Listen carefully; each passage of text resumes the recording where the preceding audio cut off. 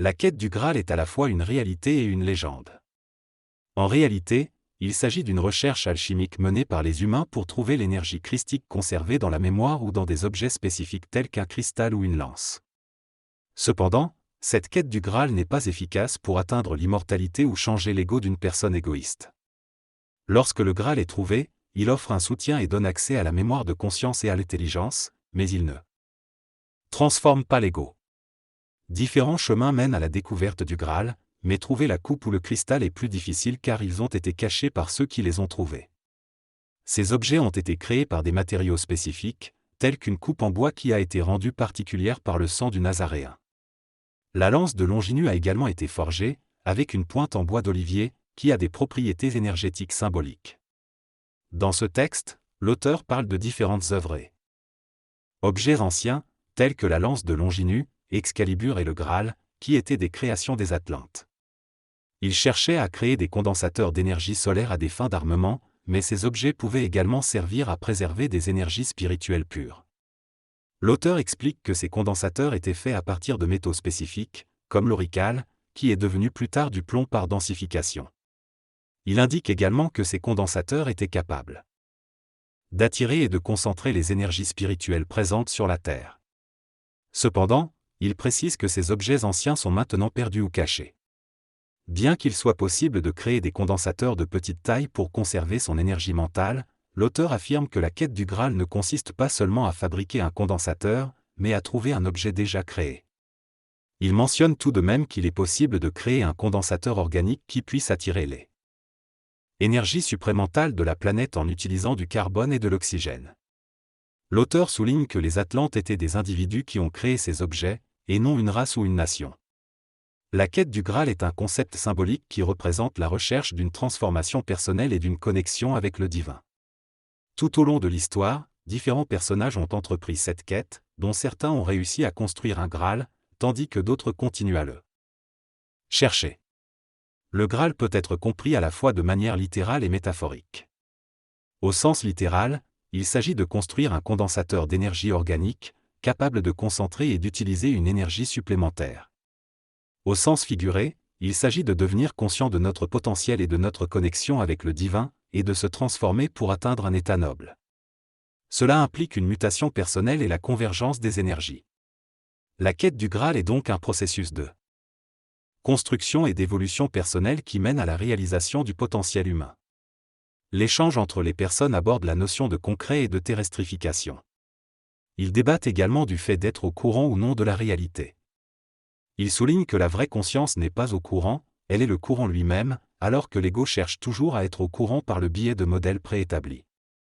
Il conclut que connaître ou ne pas connaître ne change rien à l'être humain. Est-ce peut donner une illusion de contrôle à l'ego? Il discute aussi de la clarification de l'information, qui reste dans le domaine de l'ego et des raisons. Finalement, il se demande ce qu'ils font là et la personne précise qu'elle veut être au courant de la réalité, même si cela ne s'adapte pas à son ego.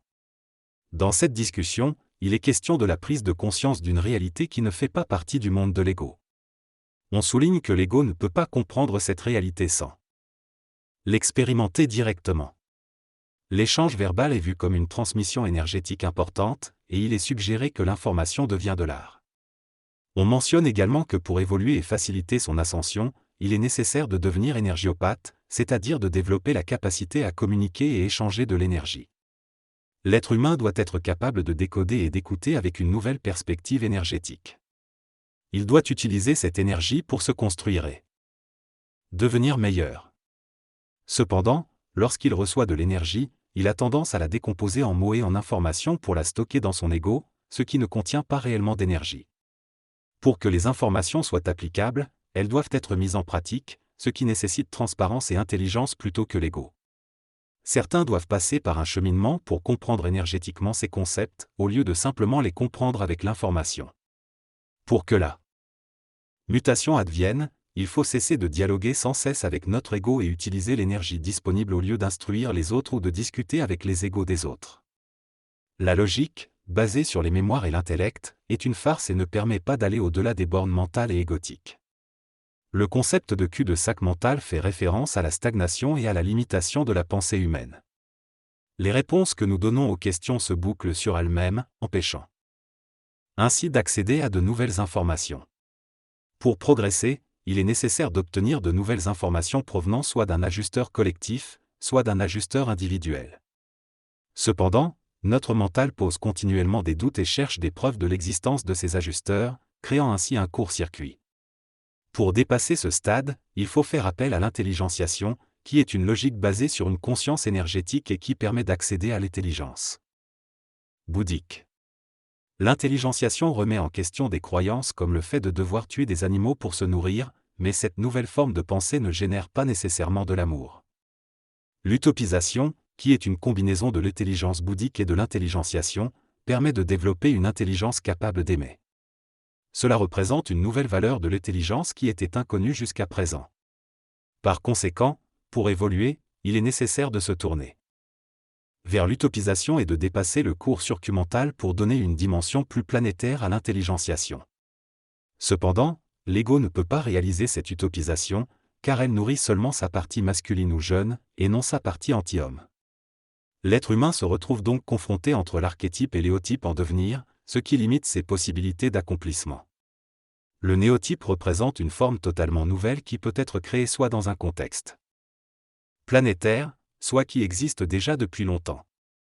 Ce texte aborde le concept de l'évolution humaine et de la libération de l'ego. L'auteur affirme que l'être humain doit surmonter l'inhibition énergétique qui le sépare de l'évolution solaire et retrouver la mémoire du paradis, de la conscience et de l'intelligence. L'ego, impatient, tente de créer un paradis et se libère, mais il projette également ses propres caractéristiques sur les autres, ce qui entraîne des conflits. L'auteur souligne que, pour parvenir à la mutation, il faut être naïf, se faire confiance et être pur, en évitant de projeter ses propres impuretés sur les autres. Cependant, l'ego préfère rester attaché à ses habitudes et a peur de la vérité. Dans ce discours, l'orateur aborde plusieurs sujets liés à l'évolution personnelle et à la gestion de l'énergie. Il mentionne l'importance de prendre des risques et de faire face à ses peurs pour atteindre l'épanouissement. Il utilise une métaphore de canon pour symboliser les obstacles que nous devons surmonter dans notre évolution, et souligne que moins on avance, plus les barrières semblent imposantes. Il critique l'ego qui nous empêche de progresser et met en avant l'importance de la confiance en soi pour réussir. Il explique que si nous n'atteignons qu'à moitié notre potentiel, nous risquons d'accumuler de l'énergie et de vivre une souffrance intérieure. Finalement, il encourage à dépasser le stade de peur pour se libérer et devenir pleinement soi-même. Lorsque l'humain se libère des inhibitions, il grimpe vers l'énergie et la souffrance devient pénible car il craint de manquer d'énergie et de devenir faible. Il monte et redescend, mais ne parvient pas à être véritablement libéré spirituellement, physiquement, matériellement ou émotionnellement. L'ego a peur de cela car il est naïf et ne peut pas être manipulé facilement. L'intelligence joue un rôle dans la confiance en soi et la rencontre d'un autre individu avec qui établir un climat de confiance. Il est important d'utopiser et de parler de ses idées pour les réaliser. L'ego peut s'égoïser, mais l'énergie qui descend du haut vient éveiller l'intelligence et diminuer l'importance de l'ego. Ce contact avec l'énergie bouddhique et l'intelligence conduit à l'initiation solaire et à l'âge d'or. La véritable utopisation est celle qui énergise. C'est une utopisation qui ne déprime pas, qui apporte des souvenirs et de l'énergie de l'avenir, une esthétique et un plaisir de vivre. C'est une utopisation où l'on réincarne des énergies bouddhiques et une intelligence du changement. Cela implique l'entretien du corps physique dans le plaisir énergétique. Dans l'utopisation, on cherche un paradis matériel, psychologique et astral, où Dieu est ton ami et où tout est parfait. Mais l'ego a du mal à y croire et fait tout pour le fuir en même temps. Pour l'ego, le véritable paradis est inconcevable. Il y a le concept de respect forcé, où les gens deviennent inhibés par peur devant ceux qui sont totalement purs et transparents. Mais le vrai respect est basé sur l'intelligence. L'utopisation énergise lorsque l'être humain atteint un potentiel suffisant d'énergie, tout comme l'eau bout à 100 degrés. Plus on énergise, plus on s'énergise, plus on accumule d'énergie pour permettre des mutations dans le cerveau. Ce texte explique le concept d'énergification, qui consiste à gagner en énergie en interagissant avec d'autres personnes. L'auteur affirme que le fait de se fréquenter régulièrement permet d'augmenter son énergie, tandis qu'une séparation entraîne une perte d'énergie. Cependant, cette énergification n'est pas la même que celle obtenue en se nourrissant de l'énergie des autres. Il souligne également que plus on rencontre des personnes intelligentes et capables de communiquer de manière intelligente, plus on utilise efficacement son propre potentiel intellectuel. L'auteur affirme que l'autonomie énergétique n'est pas possible dans le corps actuel, mais que cela pourrait être réalisé dans un corps différencié. Cependant, il considère que cela n'a pas d'importance car la réponse à la question n'aura aucun impact. Il met en avant le fait que la communication énergétique est une forme de communication plus puissante que la simple question-réponse, car elle génère plus d'énergie. Il souligne également que l'évolution dépend davantage de l'énergie que de l'information, et que nous devons être suffisamment évolués pour chercher de l'énergie plutôt que de se focaliser uniquement sur l'information pour nourrir notre ego. Dans cette conversation, il est question de la difficulté à clarifier et à comprendre certaines informations. L'ego, qui cherche à se protéger et à contrôler, ne peut pas apporter cette clarification. L'intelligence, quant à elle, possède cette capacité de discernement mais l'ego n'a pas confiance en elle. L'ego essaie alors de trouver des raisons pour justifier ses actions, mais cela ne mène pas à une véritable clarification. Il est également question de la confiance en soi et de la volonté de parler lors d'une conférence. L'ego cherche à se valoriser en utilisant des raisons, cependant, l'intelligence sait que le silence peut être plus puissant. Finalement, il est nécessaire d'aller au-delà de l'ego et de se connecter à l'intelligence pour véritablement clarifier les choses. L'auteur exprime le fait que parfois il parle pour combler le silence lors d'interviews, même s'il n'a rien de particulier à dire. Il reconnaît que cela peut être satisfaisant et énergisant, mais que cela peut aussi être dû à son ego qui veut toujours avoir quelque chose à dire. Cependant, il réalise qu'il faut s'écouter et ne pas toujours vouloir raisonner avec l'ego, il n'y a pas toujours de problème à résoudre. Parfois, il faut parler de choses qui ne peuvent pas encore être communiquées de manière différente, mais cela viendra. Il mentionne qu'il y a une conférence à faire et que cela soulage de pouvoir le dire, même s'il admet que ce n'est pas vrai. Il y a de la musique en arrière-plan et il se demande s'il devrait dire qu'il y a une pause. Il attend des questions de la part des intervieweurs et les encourage à les lui poser. La synthèse permet de comprendre que l'auteur exprime le besoin de parler même quand il n'y a rien à dire, et qu'il explore la question de l'ego et de l'envie de toujours avoir quelque chose à dire. Il mentionne également la nécessité de prendre des pauses et d'attendre les questions des intervieweurs.